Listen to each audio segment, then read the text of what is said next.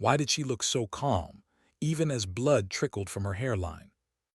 The emergency room doors slammed open with a violent hiss of air, the kind that made conversation stop mid-sentence. Two paramedics burst through the corridor, their wheeled stretcher rattling across the polished floor. On it lay a woman in her early 30s, face pale, hair tangled, uniform torn but not military. Not anymore.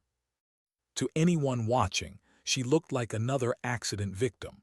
But to the trained eyes of Dr. Marcus Thompson, a man who had once patched up soldiers in places the world pretended didn't exist, something about her was off.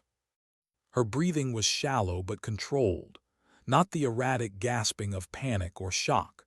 Her hands, though trembling, were held in a way that protected her ribs instinctively, and even in unconsciousness, her body posture was almost defensive. Marcus stepped closer. "What do we have?" he asked, voice steady, calm, the way only someone who had spent 12 years as a SEAL medic could sound. The paramedic's reply came quick. "Single vehicle collision, Highway 49. Car hit a tree around 40 miles per hour. She was belted, in and out of consciousness during transport. No ID, no registration, no phone." Marcus nodded, already gloved up. His mind began to map the damage even before the machines did. Concussion, probable dislocation, possible internal bruising. He'd seen worse, much worse, but something about her still didn't add up. "On my count," he told the nurses as they lifted her from the stretcher. "1, 2, move." The woman's body tensed as they shifted her weight. A faint wince, a soft groan, but no cry, no panic. Her eyes fluttered open for a fraction of a second, just long enough for Marcus to see something he couldn't forget: awareness. Not confusion, not fear. Awareness, like she was taking in every detail of the room. He leaned close. "Can you hear me? What's your name?" Her lips moved, dry and cracked. No sound came. "Easy," Marcus said softly, checking her airway, eyes, reflexes. The steady rhythm of the heart monitor filled the room, a familiar, almost comforting pulse in the chaos. As the nurses cut away the remnants of her blood-stained shirt, Marcus's trained gaze paused. There, faint scars. Not random, not surgical. Parallel cuts, some old, some faintly raised. Shrapnel wounds. Rope burns. Small, deliberate injuries no ordinary civilian ever carried. His fingers brushed lightly over her shoulder joint, dislocated clean. He'd done this 100 times in the field, in sand, in jungle, in fire. He met her half-conscious gaze again. "This is going to hurt," he murmured. The joint snapped back into place with a sharp pop. The woman's jaw clenched, but she didn't scream. She bit her lip until it bled, eyes wide open, locked on his. A storm of pain behind them, but still silent. Marcus froze for a second, not from surprise, but recognition. That kind of restraint didn't come from fear. It came from training, discipline. When the shoulder was reset, he stepped back. "That's better," he said quietly. "How does that feel?" She exhaled slowly, a controlled rhythm: inhale 4, exhale 4. Combat breathing. Her voice came out rough but steady. "Better." 2 syllables, flat and firm. Marcus studied her. There was something familiar in that voice, in the way she sized him up as if she was gauging whether he could be trusted with her life. It reminded him of the field, of men and women who learned to hide everything but necessity. "Get her on IV fluids and prep for imaging," he told the nurse. But even as he said it, his mind was spinning. The scars, the control, the breathing, the silence. She wasn't just surviving pain, she was managing it. Hours passed. The hospital buzzed with its usual rhythm: code calls, monitors, tired footsteps. But Marcus's attention kept returning to room 314. She was stable now, shoulder immobilized, vitals improved, yet she hadn't given her name. When the night shift nurse had asked again, she'd simply whispered, "Doesn't matter." To the staff, she was just Jane Doe. To Marcus, she was a mystery that pulled at instincts he thought he'd buried years ago. The third day he found her awake, sitting up, silent, eyes distant but alert. She moved her bed slightly, just enough to have a clear line of sight to both the door and the window. Most wouldn't notice that detail, but he did. He leaned against the doorway. You always like to keep exits in view. Her lips twitched almost into a smile. Old habit. Marcus stepped in, setting the chart aside. You're recovering faster than most people with your injuries. I heal quick, she said simply. I can see that. Her eyes lifted, studying him, calculating. You were military, she said quietly. It wasn't a question. Marcus paused, a faint smirk tugging at the corner of his mouth. 12 years, he said. Special operations, SEAL medic. She nodded, as if confirming a hypothesis. Explains the steady hands. Her tone was calm, controlled, but beneath it he caught something else: recognition. The kind only shared by those who have lived through things they can't talk about. He sat. You've done field work too, haven't you? Her expression didn't change, but her silence said enough. I've treated hundreds of injuries, Marcus continued, voice even. Civilians scream, curse, beg for something to numb the pain. You didn't make a sound. That's unusual. She looked down at her bandaged shoulder. Pain's temporary, she said softly. Noise doesn't help. Marcus leaned forward. That's not something people learn in yoga class. For a second, something flickered in her eyes, amusement, maybe even trust. Then it was gone. You ask a lot of questions, doctor. I get curious about my patients. I'm not your usual patient. He smiled faintly. No, he said, you're not. Silence settled between them, thick and unspoken. Outside, a storm rolled through, thunder echoing off the glass. Inside, the fluorescent light flickered, throwing soft shadows across her face. Marcus could feel it, that quiet pull, the one that happens when you recognize another survivor. When he left that night, he couldn't shake her image, the stillness, the way she observed everything, the faint glint of something old and unhealed behind her composure. The next morning, during rounds, he caught her doing something that stopped him cold. She was sitting on the edge of her bed, moving her injured arm in slow, deliberate rotations, not random fidgeting, controlled movement, physical therapy routines, the kind soldiers used to rebuild strength after injury. When she noticed him, she froze, almost imperceptibly. Then she eased back into bed, posture softening, pretending to rest. Marcus pretended not to notice at first, but later, when he returned, he didn't bother with pretense. Those looked like PT drills, he said casually, pulling up a chair. You've been watching military rehab videos on YouTube or something. Her brow lifted. I like to stay functional. He chuckled. That's one word for it. Most people in your condition would be begging for more painkillers, not doing shoulder mobility sets. She looked at him, eyes sharp again. Most people don't plan on staying broken. That line landed heavy between them. Marcus leaned back, exhaling slowly. Where'd you learn that mindset? Life teaches you, she said, tone almost wistful. Eventually. Marcus felt a quiet recognition stir in him. That line, life teaches you, it wasn't just reflection. It was doctrine, something drilled into the core of soldiers who'd learned to adapt or die. Later that evening, as he stood outside her door, Marcus watched her interact with the night security guard, Rodriguez, a former Army sergeant. She thanked him for his service before he'd even mentioned it. How'd you know I was military? The guard asked, smiling. She just shrugged. You move like it. When Marcus entered moments later, she didn't look surprised. You recognized him fast, he said quietly. Most civilians don't notice that kind of thing. Her dark eyes met his. And you? He hesitated. What about me? You have it too, the bearing, the way you stand. You watch the exits. You read the room before you enter it. He smiled faintly. Old habits. What branch? She asked. Navy, he said. SEALs. She nodded once, expression softening just a fraction. That explains the competence. Competence. You reset my shoulder like you've done it 200 times in the dark. Probably closer to that number, he admitted. And you handled it like someone who's had to control pain before. Not a lot of people can do that. She said nothing, but her eyes, steady, quiet, said everything. They sat in silence for a while, the soft beep of monitors filling the space.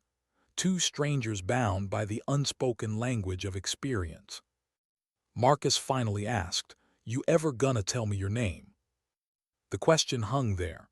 For a moment he thought she'd deflect again, but then she inhaled, slow, resigned. "Sarah," she said softly, "Sarah Chen." Marcus's heartbeat slowed. The name tugged at something deep in memory. He'd heard it once. A report, a debrief, a casualty list. "Chen," he repeated, "Army right." Her eyes flickered with a shadow. "Used to be." "How long ago?" She looked away. "I didn't get out," she said quietly. "Not officially, anyway." Marcus frowned. "What does that mean?" Her gaze drifted toward the window, where rain traced thin lines down the glass. "It means I'm supposed to be dead." The words fell between them like the silence after an explosion. Marcus didn't speak. He just stared at her, this quiet, injured woman who had been carrying a truth no one else in the room could imagine. Outside, the storm kept raging. Inside, for the first time, Marcus understood the stillness in her eyes. It wasn't calm. It was survival. And for the first time since his SEAL days, he felt something he hadn't in years. The sense that he was standing at the edge of something dangerous and deeply human. What kind of person looks you in the eye and says they're supposed to be dead? Marcus had heard a lot in his years as a Navy SEAL medic. Screams, confessions, last breaths, but never that. Sarah's voice lingered in his head long after she spoke. "I'm supposed to be dead." The air in the room seemed to thicken. Even the machines around them sounded quieter, as if they, too, were waiting for what came next. Marcus leaned forward slightly, his tone measured. "You want to tell me what that means?" Sarah's eyes didn't move from the window. Outside, the rain streaked down in silver lines, catching faint reflections from the fluorescent lights. "I was part of a joint operation," she said finally. "Afghanistan 2 years ago." Her tone was steady, but the words felt like she was walking barefoot across glass. "Our mission was to extract a high-value target, an asset with intel on terror funding networks. It should have been routine. Secure the asset. Get out, that's all." She paused, jaw tightening. Marcus stayed silent. He'd learned long ago that silence drew truth better than pressure. "The intel was wrong," she continued, eyes darkening. "Or maybe it was. Maybe someone wanted it to go wrong." Her voice grew softer. "We walked straight into an ambush." Marcus felt a slow chill crawl down his spine.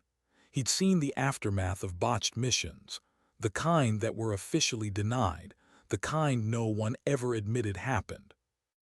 "How bad?" he asked quietly. She exhaled.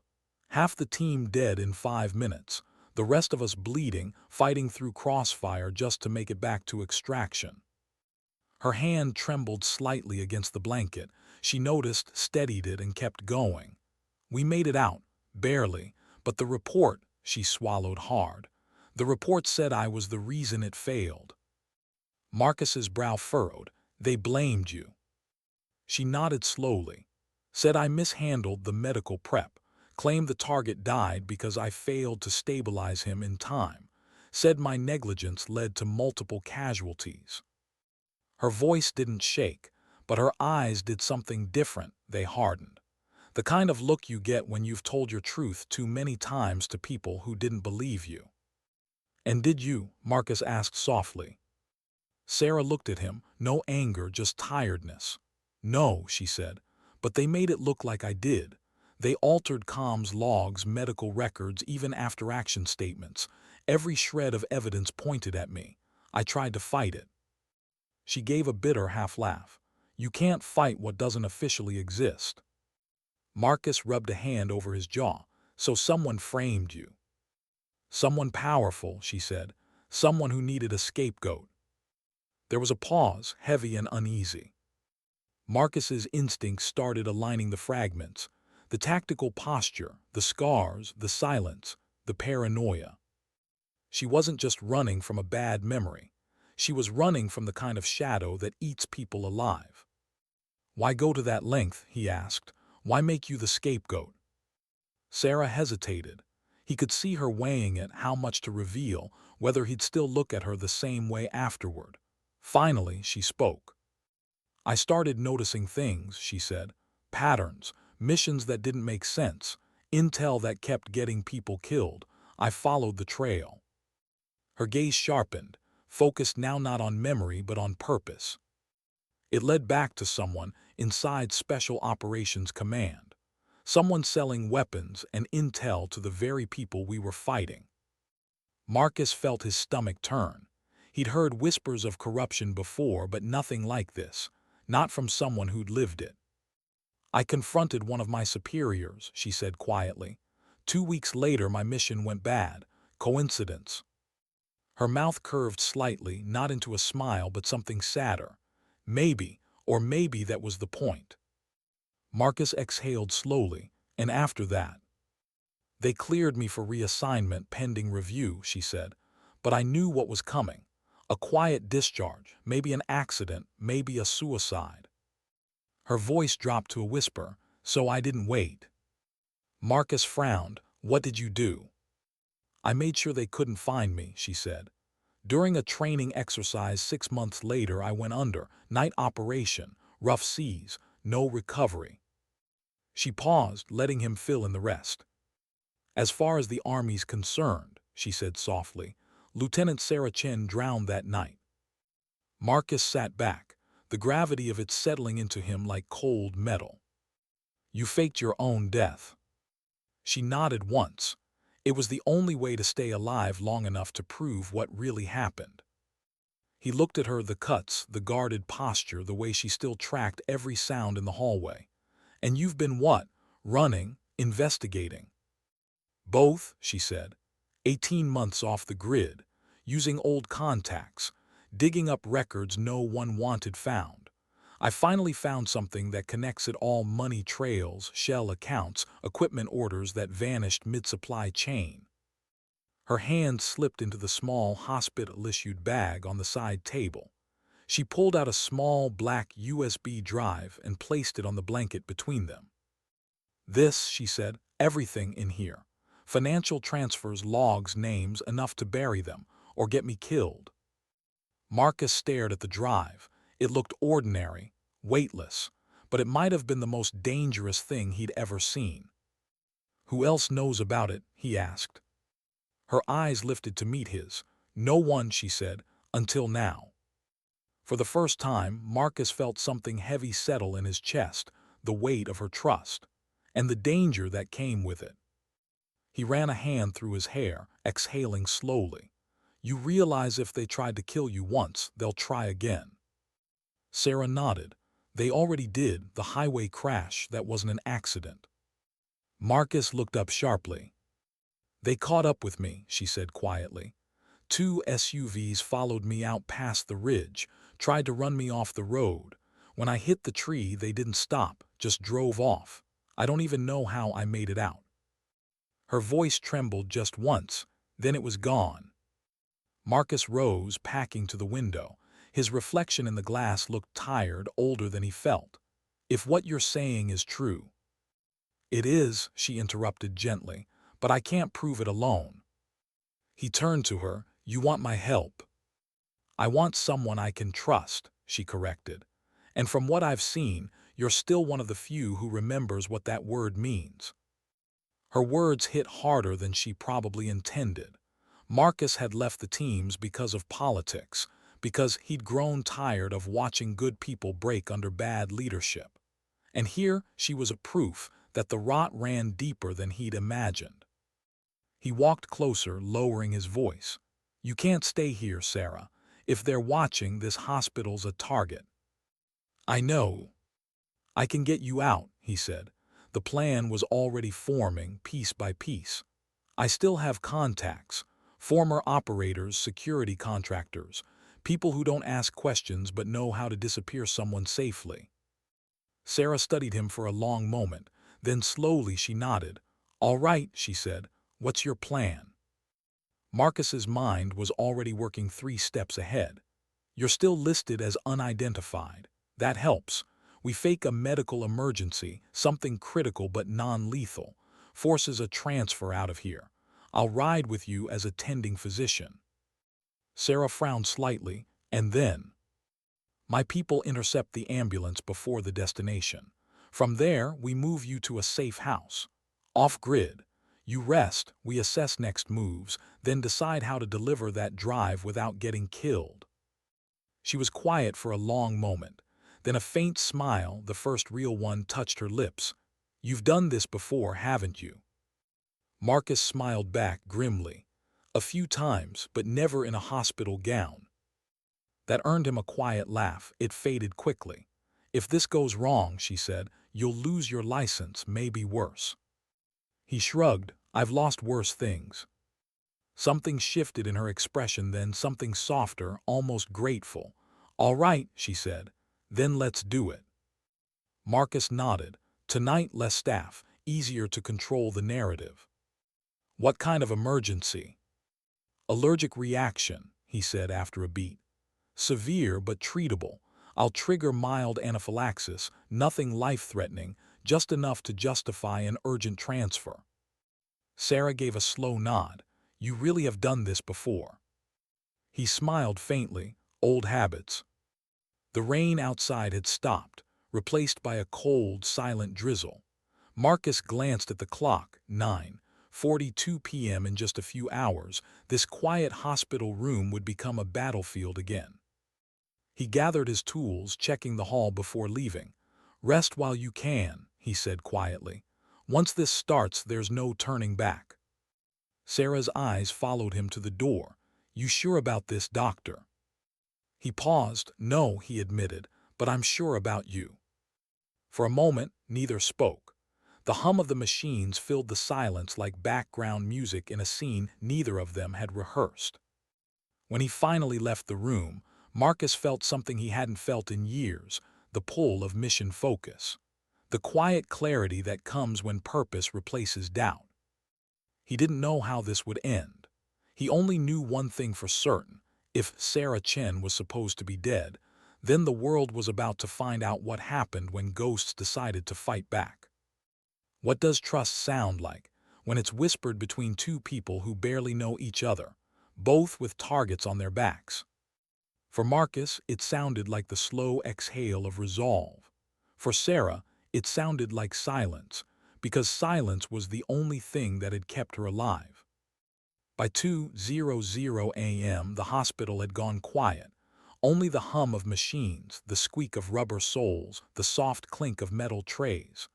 Marcus moved through the corridor like a shadow, clipboard in hand, eyes sweeping every reflection in the glass.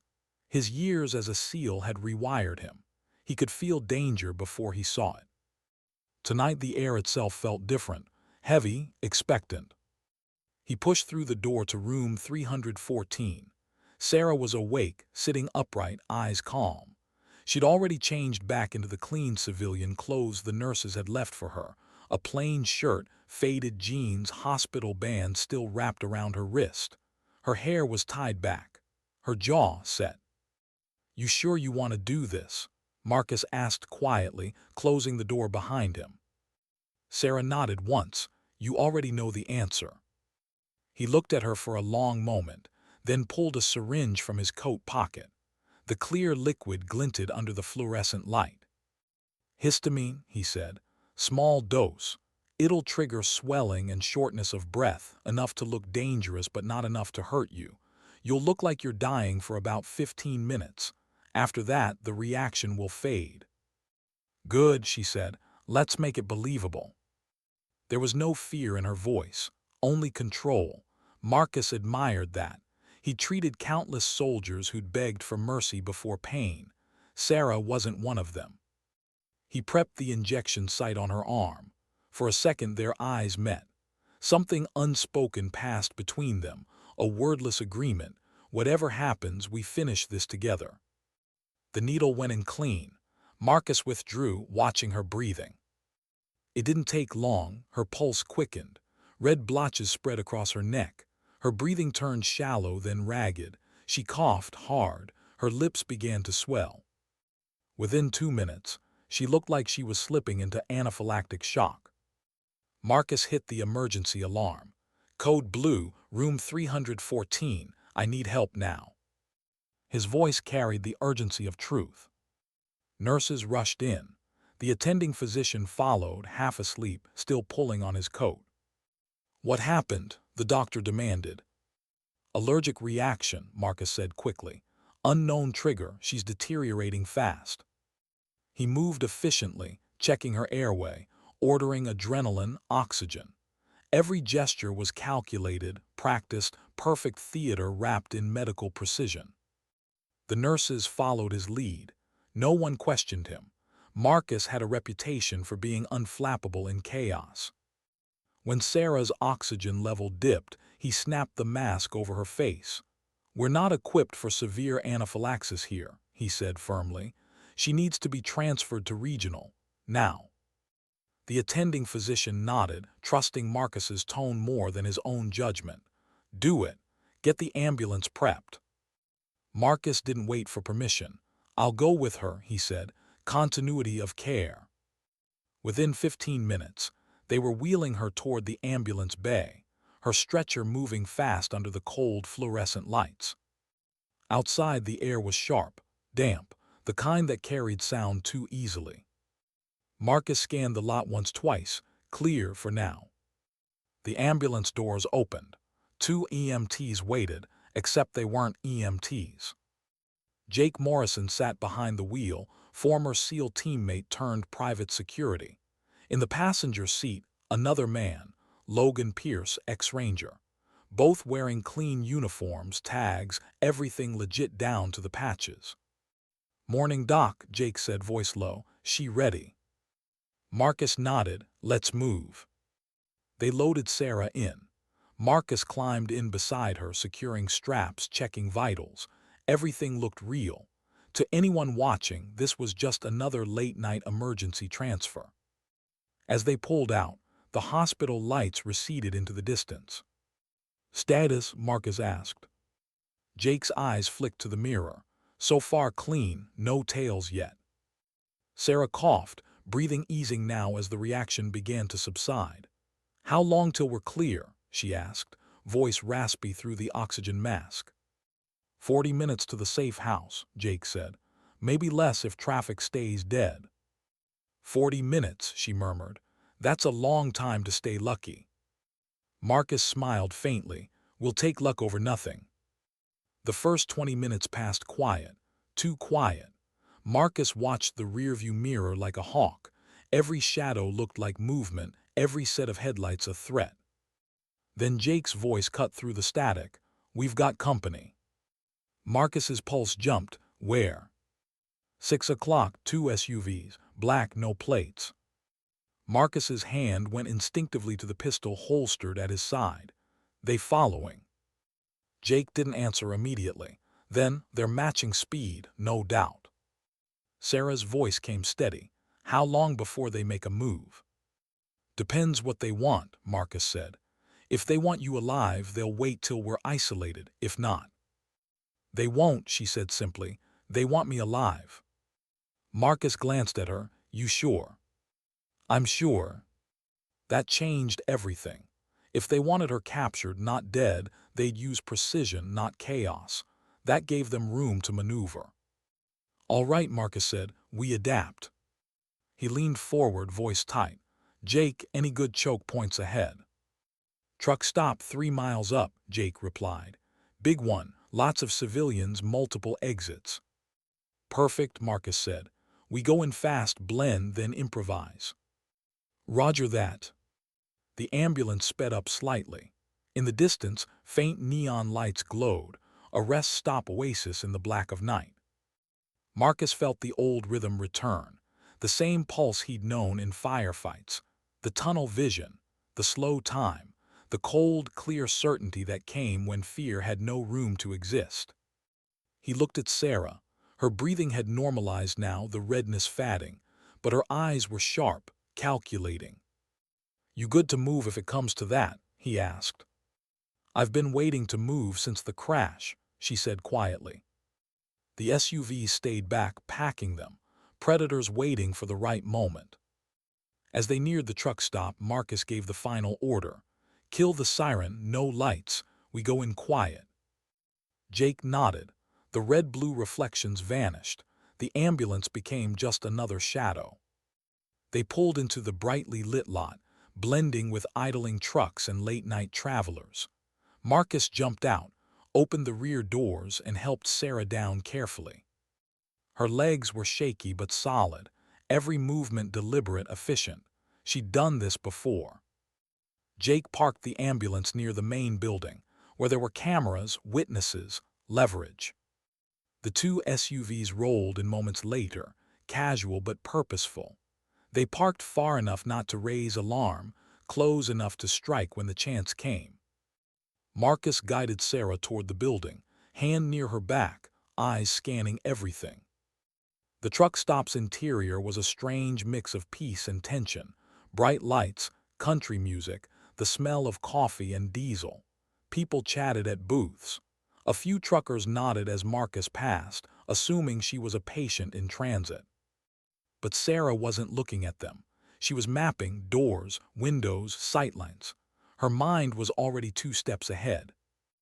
Jake followed, pretending to make a call, eyes flicking toward the entrance. 6 men total, he muttered under his breath. 2 inside, 4 outside. Military stance. They're trained. Marcus's stomach tightened. He turned slightly, seeing them now. 2 men near the door, hands at their sides but weighted by something under their jackets. Casual posture, predatory eyes. Sarah felt it too. Her breathing slowed, her shoulders squared.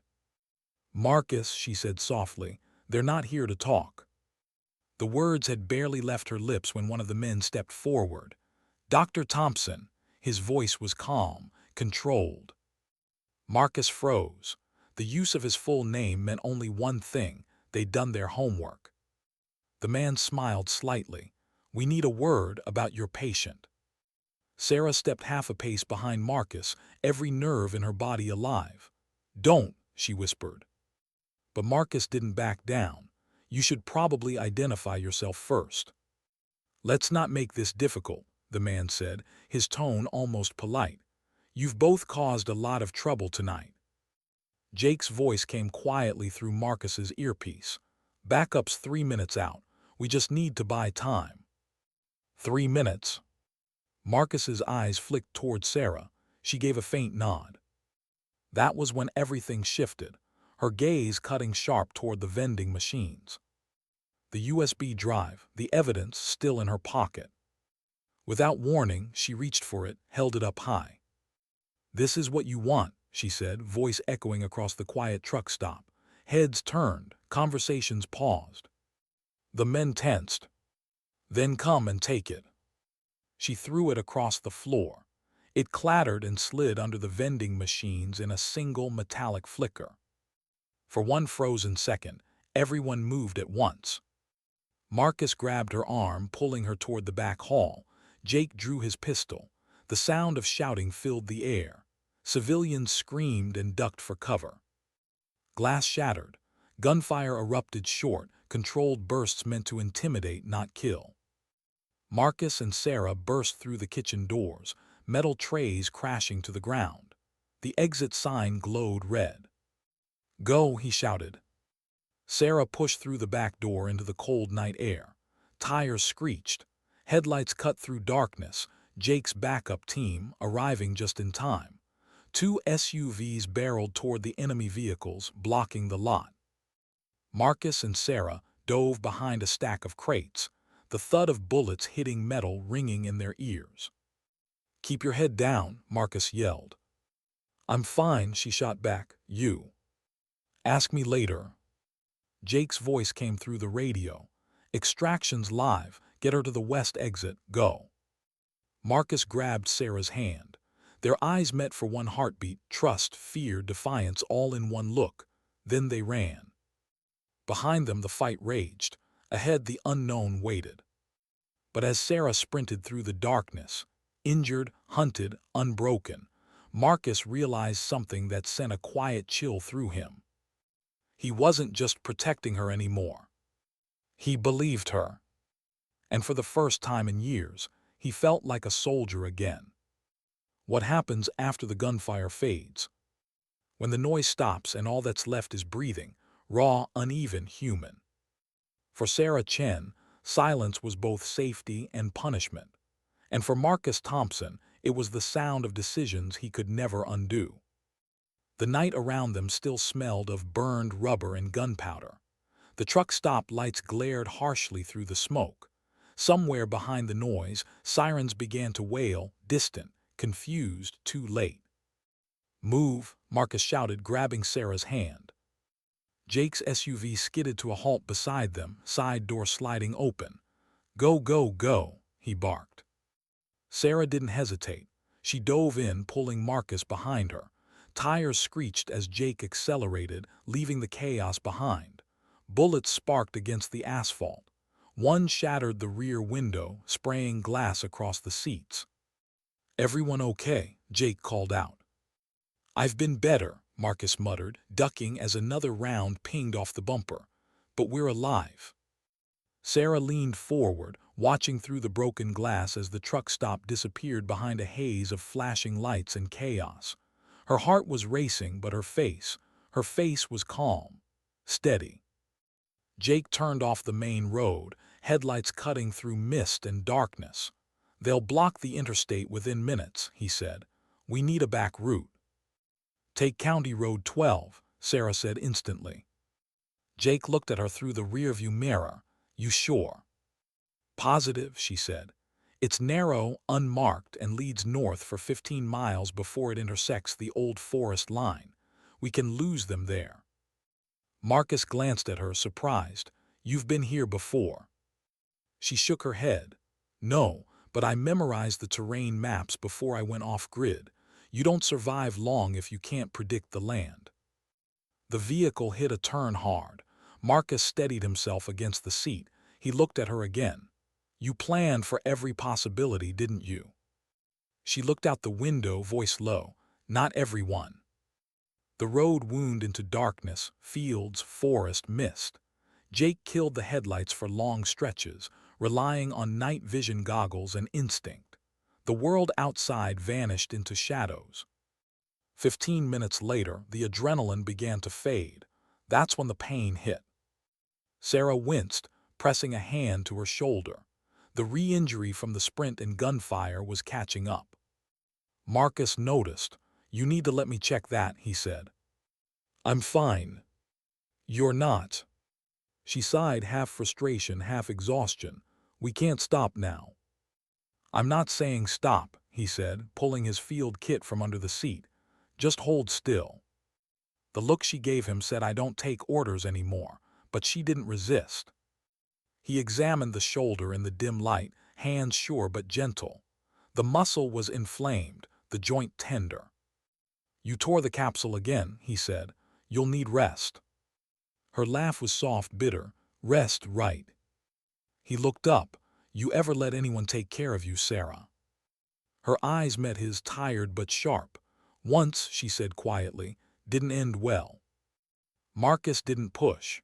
He just nodded and resecured the sling. The silence between them was heavy, but not cold. It was the silence of two people carrying different ghosts but walking the same dark road. Jake's voice broke through the tension. "Safe house ahead, quarter mile, hold on." They turned onto a gravel drive, the sound crunching beneath the tires. Ahead through the fog, a cabin appeared, small, isolated, lights off. Jake parked, engine still running. "Welcome home," he muttered. Marcus stepped out first, scanning the perimeter with a tactical flashlight. No movement, no heat signatures, just wind and pine. "Clear," he said. Sarah followed, shoulders hunched against the cold.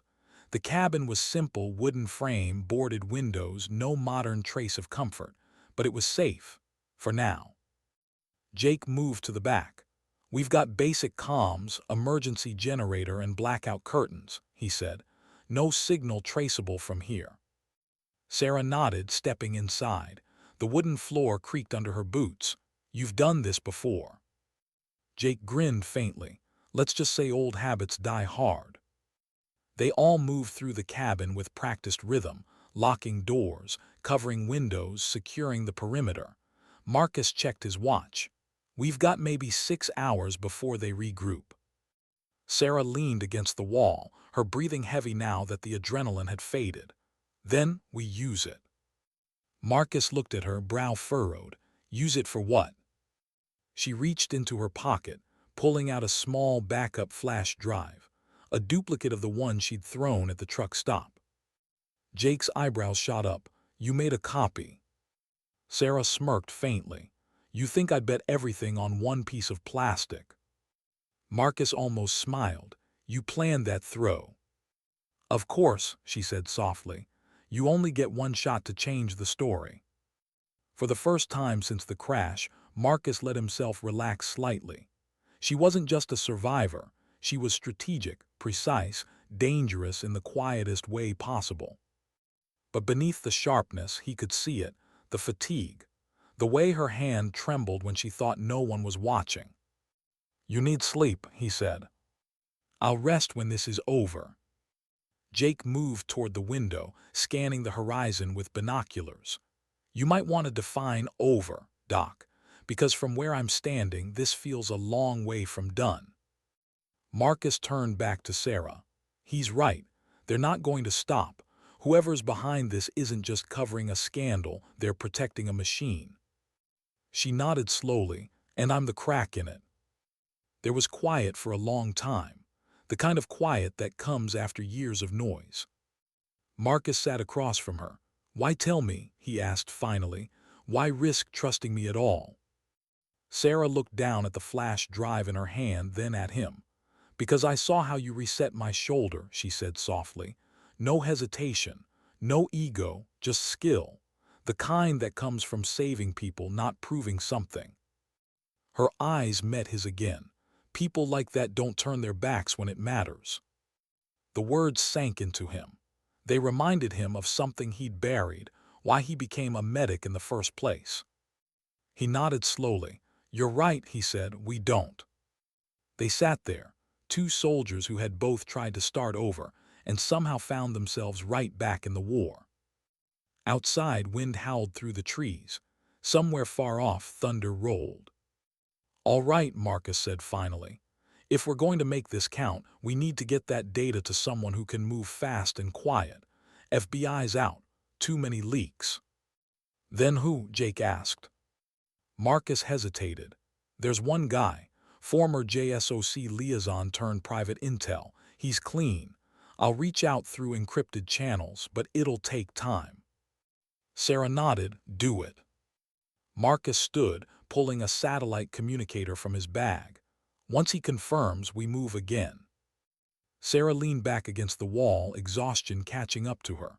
Her head tilted slightly, eyes half closed. Marcus watched her breathing even out, slow, steady. For a moment, she looked almost peaceful. Jake walked over, lowering his voice. "You think she's telling the whole truth?" Marcus didn't answer right away. He glanced at the flash drive, then at Sarah. "I think she's telling the part that hurts the most.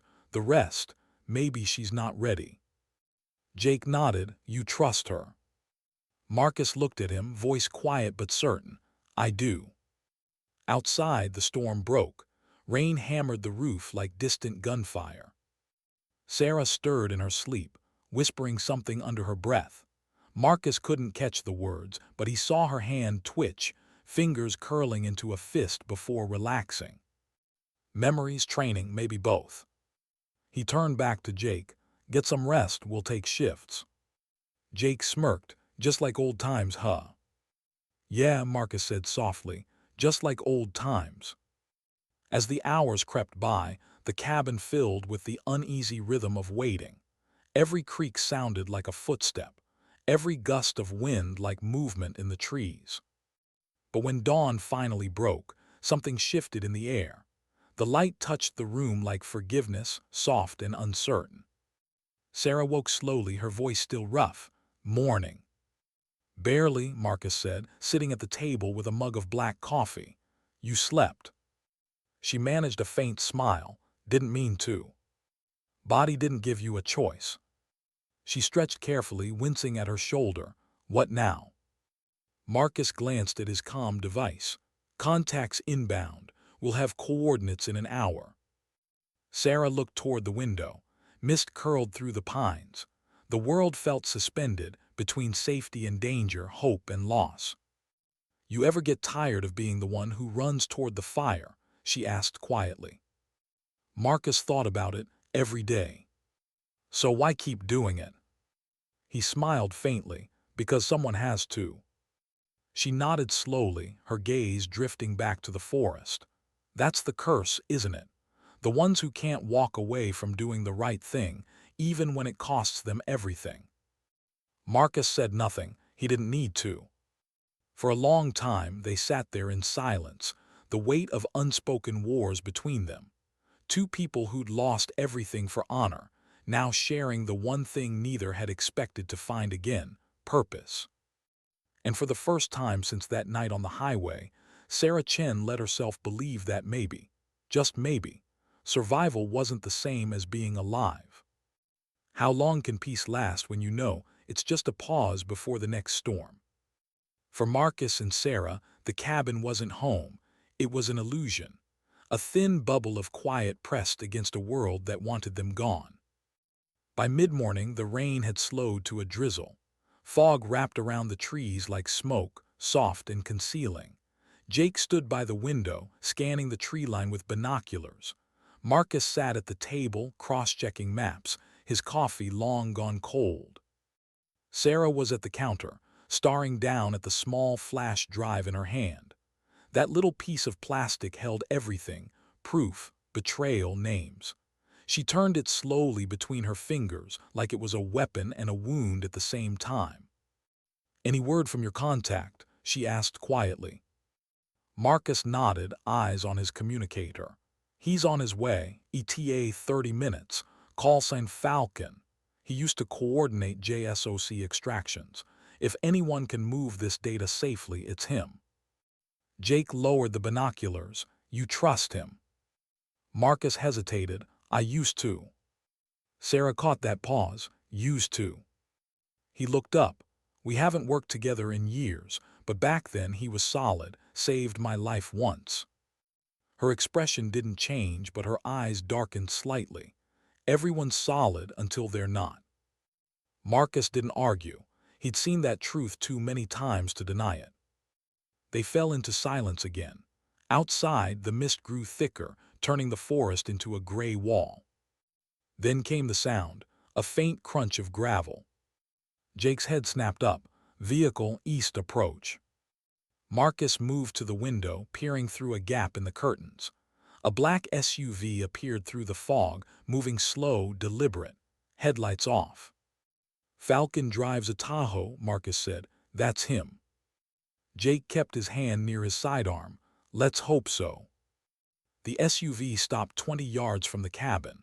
The driver's door opened, and a man stepped out, mid-40s, tall, clean-cut, wearing a gray field jacket and mirrored sunglasses despite the gloom. He looked exactly how Marcus remembered him: Captain Ryan Halstead, call sign Falcon. "Friendly," Marcus said, lowering his weapon slightly. "At least for now." Sarah didn't move. Her eyes stayed locked on the window. "You're sure?" "I'm sure," he said. "He saved my team outside Kandahar, took a bullet getting us out." "That was then," she murmured. Still, she followed him to the door. When Marcus opened it, Halstead gave a small, cautious smile. "Marcus Thompson, still finding trouble, huh?" Marcus grinned faintly. Didn't have to look far. Halstead's gaze shifted to Sarah. "And this must be Lieutenant Chen." She froze. "You knew my name." Halstead raised his hand slightly. "I was briefed. Marcus told me." Marcus frowned. I didn't. The air in the doorway changed, subtle but sharp. Sarah's fingers tightened on the flash drive. Jake's hand drifted toward his weapon. Halstead noticed. Easy, he said. I'm here to help, you called me, remember? Marcus's eyes narrowed. How did you find this location? I gave you coordinates 10 minutes ago. Halstead didn't answer right away. I've got resources, Marcus, you know that. Something about the tone made Sarah step back slightly. Her instincts, sharpened by years of running, were screaming. Jake felt it too. Doc, he said quietly, we might have company. Marcus's communicator buzzed once, an incoming encrypted message. He opened it automatically and froze. Unknown transmission. Falcon compromised. Do not engage. Extraction team en route. The message timestamp, 5 minutes ago. Marcus's stomach dropped. He looked up slowly. Halstead was watching him with a small, regretful smile. Marcus, he said softly, you should have stayed out of this. Jake drew his pistol, but Halstead was faster. He stepped aside, and from the fog behind him 3 men emerged, tactical gear, suppressed rifles, efficient and silent. Sarah's voice was low, steady. You sold out. Halstead's jaw tightened. You don't understand. This goes higher than any of us. What you have isn't just corruption, it's classified intelligence operations that keep the country safe. Marcus shook his head. Selling weapons to insurgents doesn't keep anyone safe. Halstead sighed. You always were too idealistic. Is that what we're calling loyalty now? Halstead's eyes softened almost sadly. It's survival. Sarah stepped forward slightly. No, it's betrayal. For a heartbeat, everything was still. Then chaos exploded. Jake fired first, 2 quick shots. 1 man went down. The others returned fire, rounds cracking through the wooden frame. Marcus grabbed Sarah, pulling her behind the counter as splinters flew. Back room, he shouted. Jake moved to cover them, firing controlled bursts. Go, I'll follow. Sarah clutched the flash drive in one hand, her injured shoulder burning as she crawled toward the narrow hallway. Marcus dragged a shelf across the doorway for cover. The sound of combat filled the cabin, close, brutal, deafening in the confined space. Marcus shoved Sarah into the back room. Window. She smashed the latch, forcing it open. Cold air rushed in. Jake's voice yelled from the front. They're flanking. Then a gunshot cut him off. Jake, Marcus shouted, but there was no answer. Sarah turned to him, face pale but resolute. We have to move. Marcus hesitated. Everything in him wanted to go back to drag his friend out.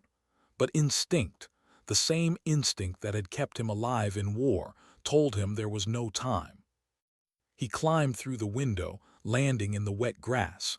Sarah followed. They hit the tree line just as more gunfire erupted behind them. The cabin lit up with muzzle flashes. They ran. Branches whipped past. Mud splashed beneath their boots. The forest was thick, disorienting. Marcus's lungs burned, but he didn't slow. Behind them, voices shouted. Lights cut through the mist. Keep moving, he said. Sarah didn't answer, but her pace didn't falter. Even wounded, she moved like a soldier, efficient, silent, unstoppable. They reached a small ravine and dropped behind a fallen tree. Marcus scanned the area. They'll spread out soon. Sarah crouched beside him, breathing hard. We can't stay still. He nodded, thinking fast. There's an old service road about a mile north. If we make it there, we can double back to the highway. She looked at him, rain streaking her face. And then what? We just keep running. Marcus met her eyes. Until we find someone who will listen. Sarah's jaw clenched. There's no one left to listen, Marcus. You don't get it, these people. I get it, he interrupted, his voice low but fierce. You said it yourself. Someone has to do the right thing even when it costs everything. That's us now. That's what we are. For a long second, she just stared at him.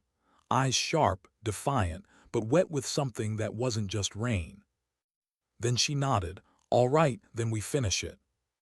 They moved again, slipping through the fog like ghosts. The sounds of pursuit faded slowly, replaced by the rhythm of rain and breathing. Somewhere behind them, the cabin burned, orange light flickering against the sky. By the time they reached the service road, the first light of dawn was creeping through the clouds. Marcus stopped scanning the horizon. They'll assume we're dead, he said. Sarah looked at him, a faint, tired smile touching her lips. Seems fitting. After all, I'm supposed to be. Marcus exhaled, a grim chuckle escaping him. You're really something, you know that. Just stubborn, she said. They found an abandoned utility shed near the road and slipped inside. The air smelled of oil and rust. Marcus secured the door with a length of pipe. They collapsed on the floor side by side, their clothes soaked, their bodies trembling with cold and exhaustion. For a while neither spoke. Then Sarah whispered, almost to herself, "He was your friend." Marcus nodded, "Yeah." "I'm sorry." He shook his head. "Don't be, he made his choice, we'll make ours." Sarah turned the flash drive over in her hand again. "You really think anyone will believe what's on this?" "They'll have to," he said.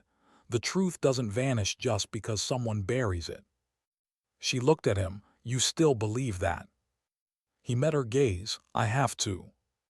A faint light flickered through a crack in the wall, dawn rising through the mist. Sarah leaned back against the cold metal, closing her eyes. "You know," she murmured, "sometimes I wonder if people like us ever get peace." Marcus looked down at her, the corners of his mouth tightening. "Maybe peace isn't what we're built for. Maybe we're just meant to make sure others get to have it." Her lips curved into the faintest smile. "That's the most depressing kind of hope I've ever heard." "Yeah," he said quietly, "but it's still hope." Outside, the wind shifted. Somewhere in the distance, a helicopter thumped faintly against the clouds. Sarah opened her eyes, her voice calm again. "They're not done hunting." "No," Marcus said, reaching for his pack, "but neither are we." He checked his weapon, then looked at her. "Next stop, DC." She nodded, pushing herself up despite the pain. "Let's finish what we started." And as they stepped out into the pale, cold morning, two soldiers, one dead on paper, one haunted by his past, walked back into a war that refused to end. Because sometimes justice doesn't wear medals or uniforms. Sometimes it's just two people who refuse to stay silent. How far do you go for the truth before it starts to destroy you? Sarah Chen had been asking herself that since the night everything went wrong. But now, standing on the outskirts of Washington, D.C., alive, wounded, and hunted, she finally realized the answer wasn't about distance. It was about cost. The shed they'd hidden in was long behind them. 2 days of silent travel, back roads, freight trains, abandoned motels, had brought them here. Every stop felt like a lifetime. Every sunrise felt like borrowed time. Marcus drove the beat-up sedan they'd stolen from a repair yard. His eyes were rimmed red from exhaustion, but his focus never wavered. Sarah sat in the passenger seat, the flash drive clutched tight in her palm. She hadn't let it leave her side since the cabin. It felt heavier now, as if the truth inside it carried a pulse of its own. Jake was gone. His loss sat between them like an unspoken ghost. Marcus hadn't said a word about it since the ambush. He didn't have to. The silence said everything.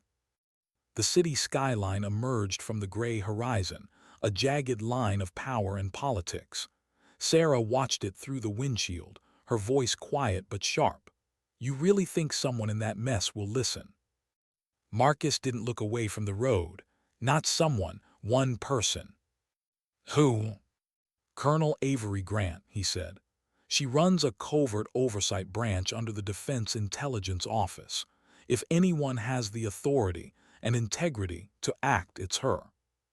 Sarah gave a dry laugh. "You trust her?" He hesitated. "I used to." "Seems to be a pattern with you," she said softly.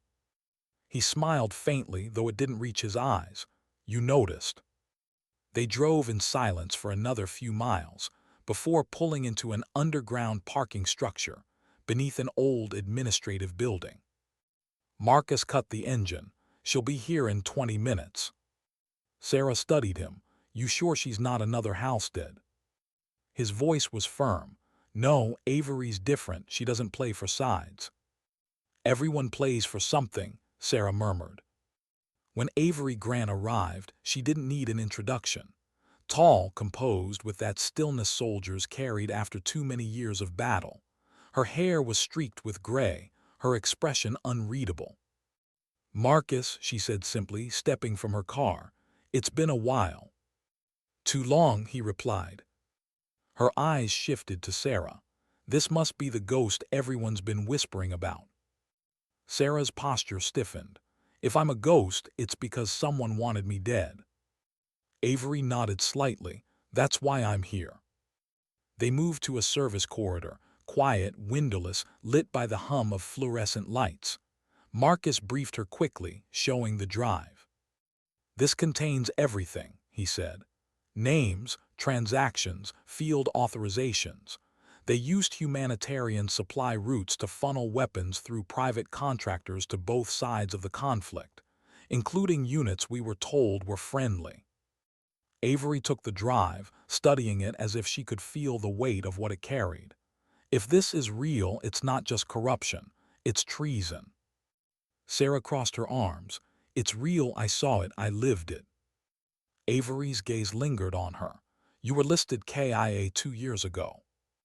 I know, Sarah said coldly. They made sure of that. Avery exhaled, the first crack in her calm exterior. You realize what happens if this comes out. The fallout won't stop at the people responsible. It'll tear through the entire command structure. Marcus's voice was steady. Then maybe it needs to. Avery looked between them. You're asking me to light a fire I can't control. Sarah stepped forward, her tone quiet but lethal. We're not asking, we're giving you a choice. The colonel studied her, the air between them thick with tension. Then slowly she nodded. I'll review it myself. If what's on here checks out, I'll take it straight to the Oversight Committee, but you both need to disappear until then. Understood? Marcus nodded. Sarah didn't. We've been disappearing for 2 years, she said. I'm done hiding. Avery's expression softened slightly. You're brave, Lieutenant, but bravery won't save you from politics. Sarah's jaw clenched. Neither will silence. For a long moment, the two women just stared at each other, soldier to soldier, scar to scar. Then Avery broke the gaze. Give me 48 hours. I'll contact you through Marcus's old encrypted channel. Marcus handed her a small slip of paper with coordinates. We'll be waiting. Avery pocketed it, then turned to leave. Stay alive until then. When the door shut behind her, the room felt colder. Sarah turned to Marcus. Do you really believe she'll help? I have to, he said quietly, because if she won't, we're out of options. They left the parking structure on foot, blending into the early morning crowd. The city was already awake. Uniforms, suits, briefcases, coffee lines. Life moving forward, blind to the quiet war beneath its feet. For the next 2 days, they hid in a rundown motel across the river. Marcus kept his comms running low frequency, scanning for a ping from Avery. Sarah barely slept. Every sound made her tense. Every shadow made her hand drift toward her weapon. On the second night, she sat by the window, staring out at the rain. Marcus watched her from the corner of the room. You ever think about what happens after this? He asked. She didn't look away from the glass. After. Yeah, you clear your name. The world knows the truth. What then? She was quiet for a long time. Then she said, then I disappear again. Not because I have to, but because I want to. Marcus nodded slowly. Freedom. She gave a faint smile, something like that. Where would you go? I don't know, she admitted. Somewhere quiet, maybe Alaska, no people, no noise, just peace. Marcus's smile faded. You'd hate it. Maybe, she said softly, but at least it'd be my choice. The communicator buzzed suddenly, shattering the stillness. Marcus snatched it up. One word blinked across the screen: meet. He looked at Sarah. It's her. They left within minutes, heading toward the rendezvous point, an abandoned metro tunnel under construction, long forgotten by commuters. The air was damp, heavy with dust and echoes. When Avery stepped out from the shadows, something in Marcus's chest loosened. She was alive. That was a good sign. Until he saw her face. "Marcus," she said quietly, "we've got a problem." Sarah's grip tightened on her weapon. "Define problem." Avery looked at them both, guilt flickering across her eyes. Someone inside the oversight committee tipped them off. They know about the data. They know you're alive. Marcus felt the blood drain from his face. Who? "I don't know," Avery said. "But they've sealed the investigation. I can't move without authorization. They're calling you rogue assets now, both of you." Sarah's voice was like steel. "So that's it, you're giving up." Avery shook her head. "No, I'm telling you that you can't win this through official channels. If you want justice, you'll have to go off the grid." Sarah stepped closer. "You mean disappear again?" "I mean live long enough for the truth to surface," Avery said. "Let me bury it deep until the right people can find it." Marcus's fists clenched. "We didn't come this far to bury it." Avery looked at him, her tone soft but final. "Then you won't make it out alive." For a long time, no one spoke. The tunnel hummed faintly with the sound of dripping water. Finally, Sarah said, "You told us once bravery won't save us. You were right, but silence never saved anyone either." Avery held her gaze, and something in her eyes, admiration, maybe sorrow, flickered. "You remind me of myself," she said quietly, "before I learned how the world really works." Sarah's voice was steady. "Maybe that's the problem. People stop believing they can change it." Avery didn't reply. She just handed Marcus a sealed envelope. "Inside are new IDs, untraceable funds, and a contact name. If you decide to run, this will buy you time." Marcus took it but didn't thank her. When Avery left, her footsteps echoed like closing doors. Sarah looked at Marcus. "So what now?" He didn't answer immediately. He opened the envelope, glanced at the documents, then tore it clean in half. Sarah's eyes widened. "Marcus." "We're done hiding," he said quietly. "They've hunted you long enough. Now it's their turn." For the first time, Sarah smiled, not out of relief but something darker: determination. "You sure about this?" she asked. He nodded. "You wanted to stop running, here's your chance." She exhaled slowly, steadying her breath. "Then let's make it count." Outside, the night stretched across the city like a secret waiting to be told. And somewhere between the shadows of power and the ruins of loyalty, two broken soldiers prepared to turn the truth into a weapon. Because sometimes justice doesn't come from systems or oaths. Sometimes it comes from those the world tried to erase. How do you fight an enemy that wears your uniform? That question had lived in Sarah Chen's head for 2 years, ever since the mission that turned her into a ghost. But tonight, under the rain-slick rooftops of Washington, it stopped being a question and became her reality. The decision was made. No more running, no more hiding. She and Marcus moved through the dark with purpose, silent, controlled, each motion practiced down to instinct. Their target wasn't random. It was the data retention facility at Fort Monroe, a secure digital archive rumored to hold duplicate records of every covert op, every field signature, every erased name. If the files on that drive still existed anywhere, they'd be there. Marcus checked his watch as they crouched behind a loading bay 2 blocks away. 3 minutes till patrol cycle changes. Sarah nodded, pulling the black hood over her head. "Once we're in, I'll go for the mainframe. You handle comms and power." "Copy." "Marcus." He turned. She met his eyes. If this goes bad, don't try to save me. He held her stare. That's not an option. Wasn't a request, she said quietly. The faintest smile touched her lips. Then she was gone, slipping into the rain, her form dissolving into shadow. Marcus exhaled once and followed. They moved like old ghosts through the perimeter fence, cutting through the wire with precision tools. The rain helped, masking sound, washing away tracks. Inside, the facility loomed like a monolith, steel, glass, concrete, cold and sterile. No signs, no flags, just a hum that felt alive. Marcus bypassed the side security door using an override chip he'd lifted from Halstead's SUV before they fled the cabin. Small irony, big payoff. The lock clicked. They were in. Dim corridors stretched ahead, motion sensors, cameras, biometric locks. Sarah moved first, scanning angles, overriding panels with a custom encryption rig strapped to her wrist. Every sound felt amplified, every breath too loud. When they reached the central atrium, Marcus whispered, "Server core should be 3 levels down." Sarah nodded, "Let's move." They descended the maintenance shaft, the air growing colder. Each step echoed softly in the hollow metal chamber.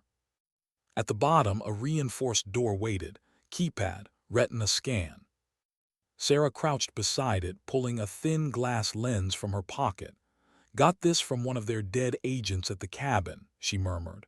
"Hope he had clearance." She pressed the lens to the scanner. The light turned green. "Welcome, Operative Halstead," the machine intoned softly. Marcus smiled grimly. Guess betrayal still has its perks. The door hissed open. They entered a cavern of servers, rows of blinking lights stretching into darkness. The air hummed with electricity. Sarah stared for a moment, breath catching. "This is it," she whispered. Marcus took position by the access terminal, plugging in his comm link. "We've got 5, maybe 6 minutes before the system detects the breach." Sarah moved fast, inserting her flash drive. The monitor flickered to life, lines of encrypted data pouring across the screen. Come on," she murmured, fingers flying. Marcus scanned the perimeter, keeping his weapon low. Every muscle in his body screamed alert.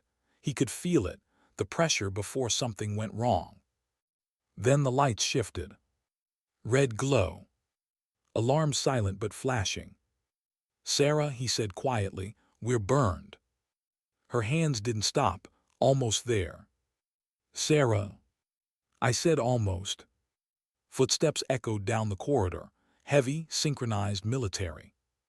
Marcus cursed under his breath, moving toward the door. "We've got inbound, 6, maybe 7. Sarah's code finally broke through.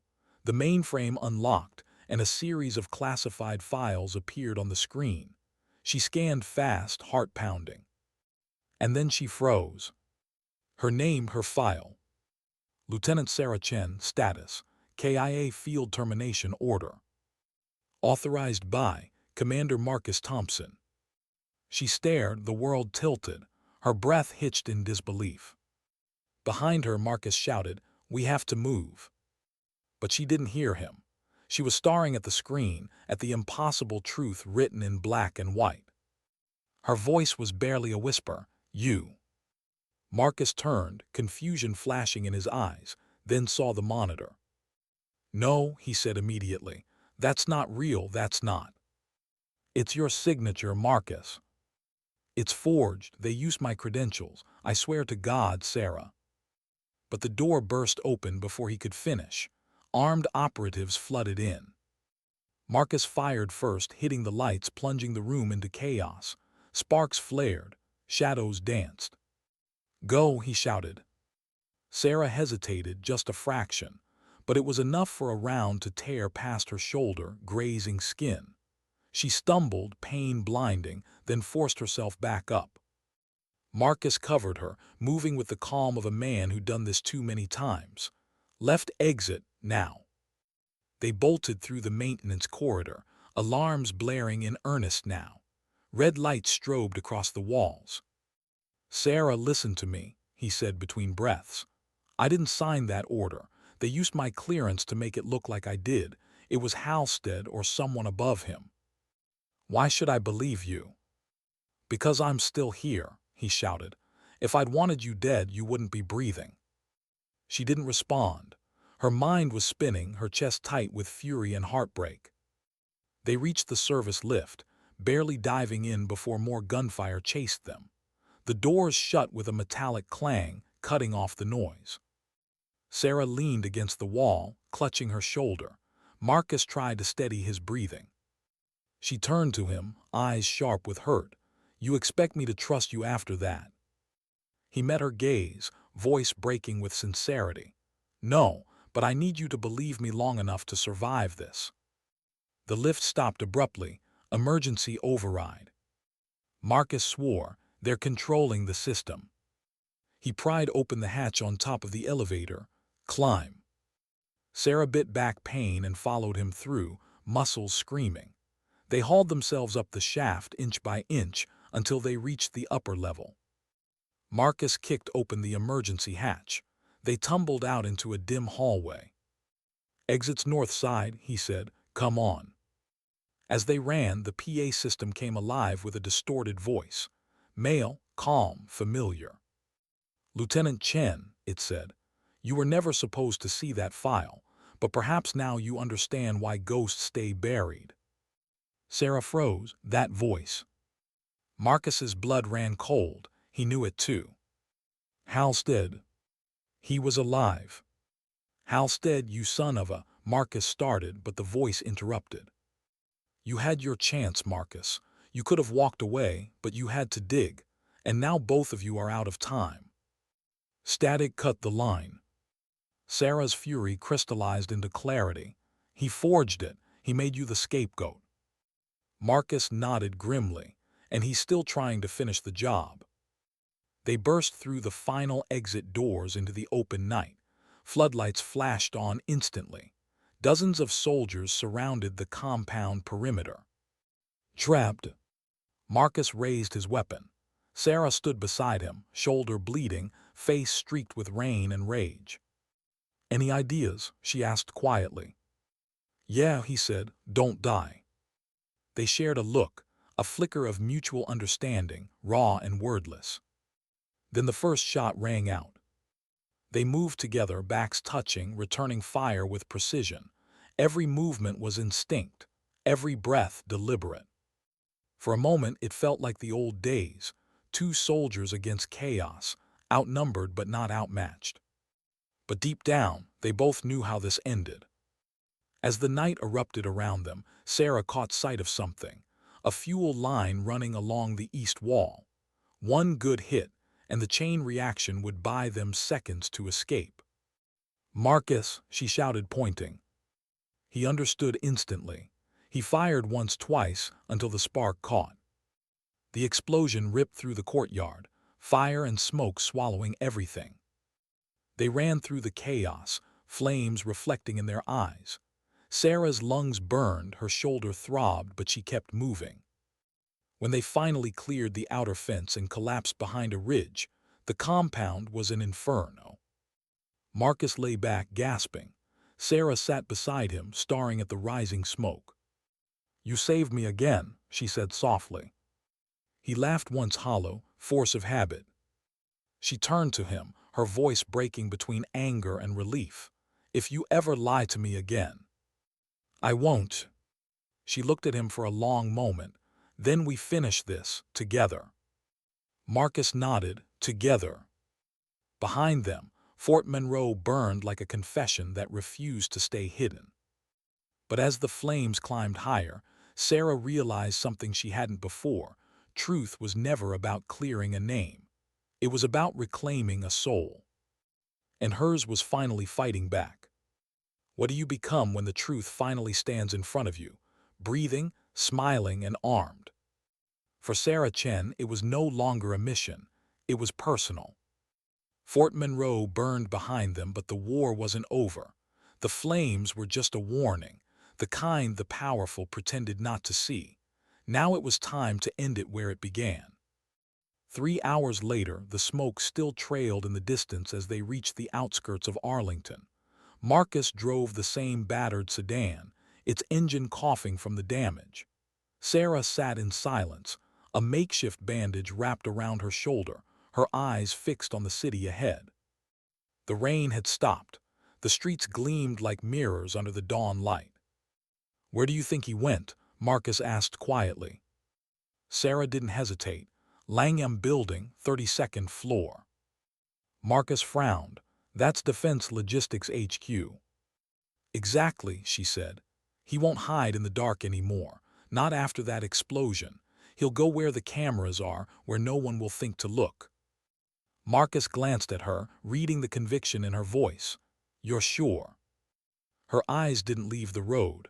"I know how he thinks, he taught me." They reached the complex just as the city began to wake. Guards patrolled the main gates, traffic moved in slow waves, and life carried on, indifferent to the storm about to break. Marcus parked a block away. "We walk from here." Sarah checked her sidearm. Her movements were mechanical, practiced, but her hands shook slightly. He noticed. "You don't have to do this," he said softly. She looked at him. "Yes, I do." The air between them was thick with everything unspoken, trust rebuilt through blood and betrayal. They entered through a side access point Marcus had used years ago during a logistics audit. The security updates were minimal, typical government efficiency. Inside, the Langham Building felt sterile. White walls, marble floors, the faint hum of fluorescent lights. Every sound echoed too long. They moved with precision, blending with early staff. Marcus carried a clipboard. Sarah wore a borrowed jacket with a patch that read Field Medical Division. To anyone watching, they were invisible. The elevator took them up in silence. Each floor number blinked slowly, the hum of the lift like a heartbeat counting down. When the doors opened on the 32nd floor, Sarah's pulse quickened. Halstead was waiting. He stood at the far end of the corridor, by a wall of tinted windows. Suit pressed, hands clasped behind his back, calm as if nothing had happened. "Lieutenant Chen," he said, voice smooth as ever, "I was wondering when you'd arrive." Sarah stepped forward. "You knew I'd come." "I was counting on it," he said. Marcus moved beside her, weapon low but ready. "Drop the act, Ryan, it's over." Halstead smiled faintly. "Over? Marcus, look around you. This building runs the logistics that feed half the operations overseas. The men I report to don't lose sleep over a burned archive or 2 dead ghosts." Sarah's voice cut through him. "You faked my death." "I saved your life," he corrected. "You were a liability. You uncovered something that would have buried entire commands. I gave you a clean death, a way out."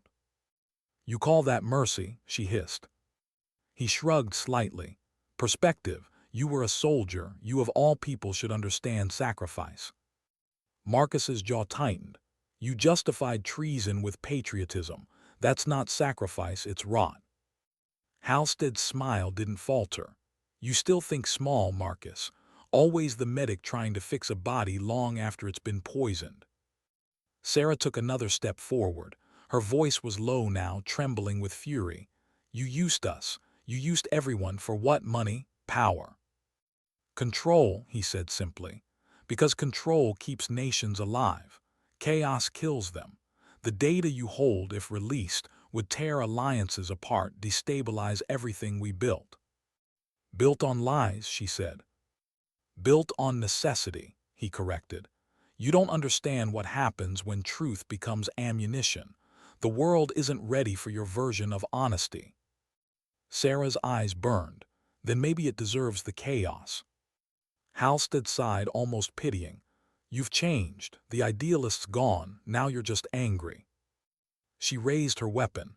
"You're right about one thing. I've changed." Before she could fire, Marcus's hand closed gently around hers. "Sarah," he said softly. She didn't look at him. "Don't let him decide who you become," he whispered. Halstead's gaze flicked between them, calculating. "Touching. But it doesn't matter. Even if you kill me, nothing changes. The system erases what it needs to. You'll vanish again. I'll just be another martyr in a war no one knows exists. Sarah steadied her aim. You're wrong. How so? He asked. She reached into her pocket with her free hand and pulled out a small transmitter. Its LED pulsed softly. Halstead's smile faltered. You really think I'd come here without a backup? She said. Every word you just said is broadcasting live. Marcus's eyes widened slightly. Somewhere faintly, he could hear the whine of a signal spike, the kind that hits open networks.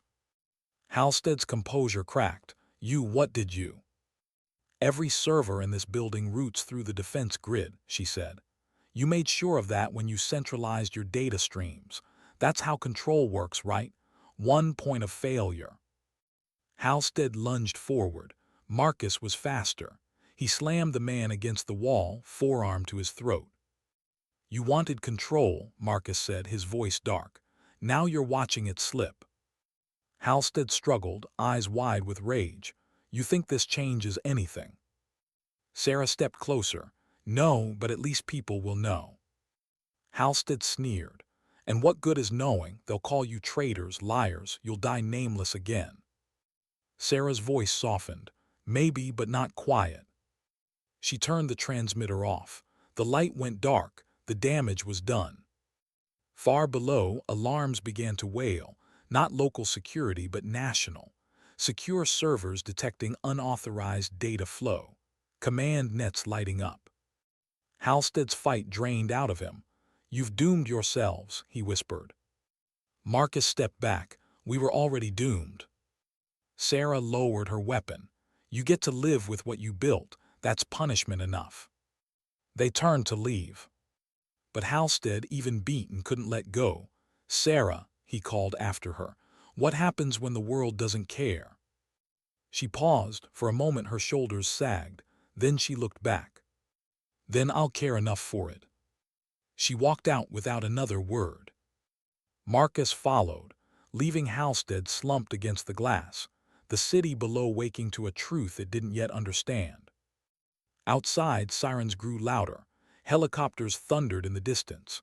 The air smelled like rain and smoke and something almost clean. Marcus and Sarah made it to the roof exit, the wind cutting cold against their faces. He turned to her. We don't have much time. We'll be flagged on every system. She nodded. Doesn't matter. We did what we came to do. He studied her face, tired, scarred, but alive. You sure you're ready for what comes next? She looked toward the rising sun, the light breaking through clouds for the first time in days. I stopped being ready a long time ago, she said. Now I'm just here. Marcus smiled faintly. Here's enough. They stood there for a moment, two silhouettes against the dawn, the city stretching endless before them. Neither of them said goodbye. Some things didn't need words. By the time the first response teams stormed the building, the roof was empty. Two sets of footprints led to the fire escape, then vanished into the streets below.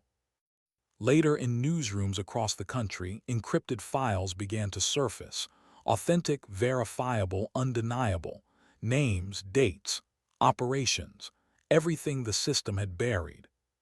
The headlines called it the Langham Leak.